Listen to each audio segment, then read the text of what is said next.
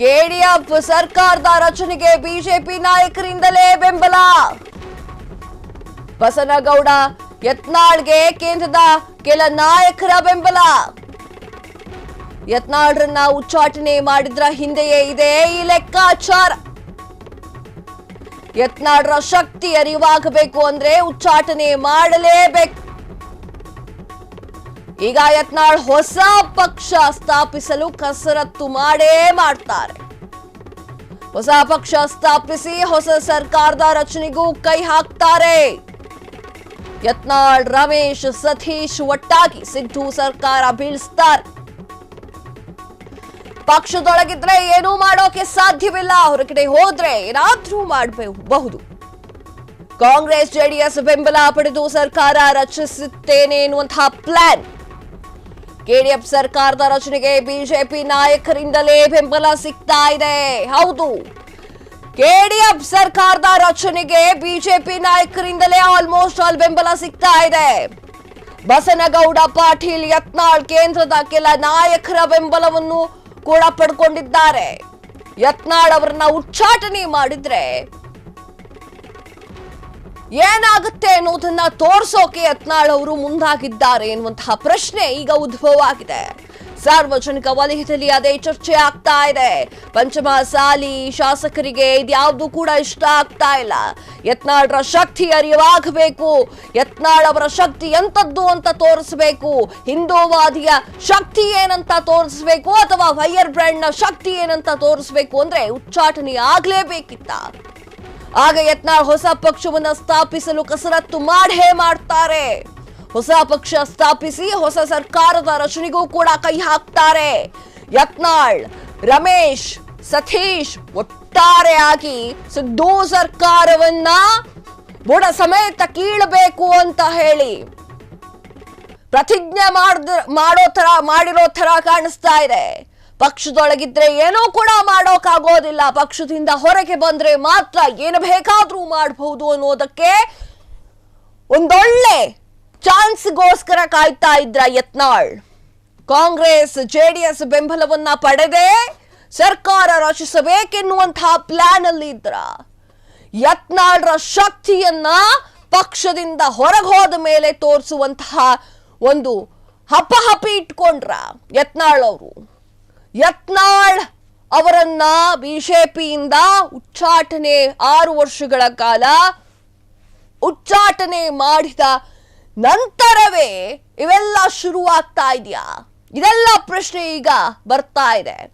ಬಿಜೆಪಿಗರಿಂದಲೇ ಕೆಡಿಎಫ್ ಪಕ್ಷವನ್ನ ಬೆಂಬಲ ಮಾಡ್ತಾ ಇದ್ದಾರೆ. ಈಗ ಆಲ್ರೆಡಿ ಜೆಡಿಎಸ್ ಶಾಸಕರು ಸತೀಶ್ ಜಾರಕಿಹೊಳಿ ಅವರ ಕೈಯಲ್ಲಿದ್ದಾರೆ. ಈಗ ಬೇಕಾಗಿದ್ದೇನು? ಬೇಕಾಗಿದ್ದು ಬಿಜೆಪಿಯ ಸಪೋರ್ಟ್. ಯತ್ನಾಳ್ ಅವರನ್ನು ಕೂಡ ಈಗ ಉಚ್ಚಾಟನೆ ಮಾಡಿದ್ದಾರೆ.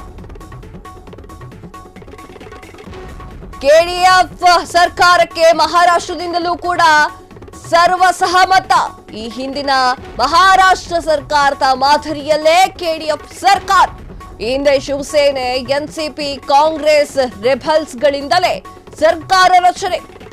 ಇದೇ ರೀತಿ ರಾಜ್ಯದಲ್ಲೂ 3 ಪಕ್ಷಗಳ ರೆಬಲ್ಸ್ಗಳಿಂದ ಸರ್ಕಾರ. ಜಾರಕಿಹೊಳಿ ಬ್ರದರ್ಸ್ಗಿಂತ ಮಹಾರಾಷ್ಟ್ರದ ನಂಟು. ಈ ಕಾರಣಕ್ಕೆ ಮಹಾರಾಷ್ಟ್ರದಿಂದಲೂ ಸತೀಶ್ ಸರ್ಕಾರಕ್ಕೆ ಸಕಲ ನೆರವು. ಕೆಡಿಎಫ್ ಸರ್ಕಾರಕ್ಕೂ ಮಹಾರಾಷ್ಟ್ರದಿಂದ ಮಾರ್ಗದರ್ಶನ, ಕಾನೂನು ನೆರವು. ಸಂಪನ್ಮೂಲ ಕ್ರೌಢೀಕರಣಕ್ಕೂ ಮಹಾರಾಷ್ಟ್ರದ ನಾಯಕರ ನೆರವು. ಶಾಸಕರ ಆಪರೇಷನ್ಗೂ ಮಹಾರಾಷ್ಟ್ರದ ನಾಯಕರಿಂದ ಸಹಕಾರ. ಏನೋ ಹೇಳ್ತಾರಲ್ಲ, ಏನ್ ಹೇಳ್ತಾರೆ? ರಾಜಕೀಯದಲ್ಲಿ ಈಗ ಶತ್ರು ಆದವನು ಮಿತ್ರನಾಗಬಲ್ಲ, ಈಗ ಮಿತ್ರನಾದವನು ಶತ್ರು ಆಗಬಲ್ಲ ಎನ್ನುವಂತಹ ಮಾತಿದೆ. ಅದೇ ಮಾತು ಈಗ ಕರ್ನಾಟಕದಲ್ಲೂ ಕೂಡ ಅಪ್ಲೈ ಆಗುವಂತಹ ಸಾಧ್ಯತೆಗಳು ಕೂಡ ಹೆಚ್ಚಾಗಿ ಕಂಡು ಬರ್ತಾ ಇದೆ. ಈ ಒಂದು ಕೆಡಿಎಫ್ ಸರ್ಕಾರಕ್ಕೆ ಬೆಂಬಲವನ್ನ ಬಿಜೆಪಿ, ಕಾಂಗ್ರೆಸ್, ಜೆಡಿಎಸ್ ಶಾಸಕರು ಮಾತ್ರವಲ್ಲದೆ ಮಹಾರಾಷ್ಟ್ರದಿಂದಲೂ ಕೂಡ ಸರ್ವ ಸಹಕಾರವಿದೆ. ಈ ಹಿಂದಿನ ಮಹಾರಾಷ್ಟ್ರ ಸರ್ಕಾರದ ಮಾದರಿಯಲ್ಲೇ ಕೆಡಿಎಫ್ ಸರ್ಕಾರ ರಚನೆಯಾಗುವಂತಹ ಸಾಧ್ಯತೆಗಳಿದೆ.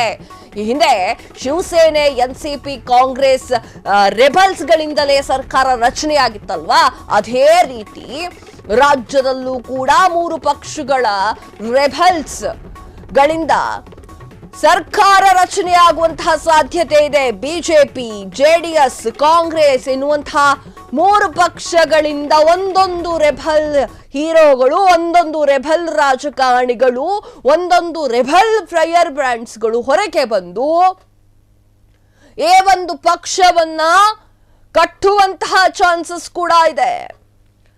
ಜಾರಕಿಹೊಳಿ ಬ್ರದರ್ಸ್ನಿಂದ ಮಹಾರಾಷ್ಟ್ರದ ನಂಟಿದೆ. ಬೆಳಗಾವಿಯ ಸಾಹುಕಾರನ ಥಿಂಕಿಂಗ್ ಬೇರೆ ಲೆವೆಲ್ ಅಲ್ಲಿದೆ.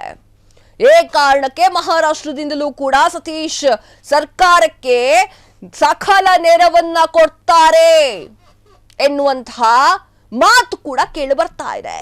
ಕೆಡಿಎಫ್ ಸರ್ಕಾರಕ್ಕೂ ಕೂಡ ಮಹಾರಾಷ್ಟ್ರದಿಂದ ಮಾರ್ಗದರ್ಶನದ ಕಾನೂನು ನೆರವು ಸಿಗ್ತಾ ಇದೆ. ಸಂಪನ್ಮೂಲ ಕ್ರೋಢೀಕರಣಕ್ಕೂ ಕೂಡ ಮಹಾರಾಷ್ಟ್ರದ ನಾಯಕರ ನೆರವು ಬರ್ತಾ ಇದೆ.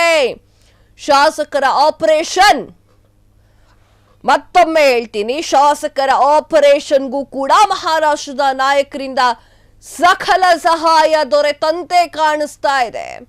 ಈಗ 3 ಪಕ್ಷದಿಂದ ಹೊರಗೆ ತರಲು, ತಮಗೆ ಬೇಕಾದ ನಾಯಕರನ್ನ ಹೊರಗೆ ತರಲು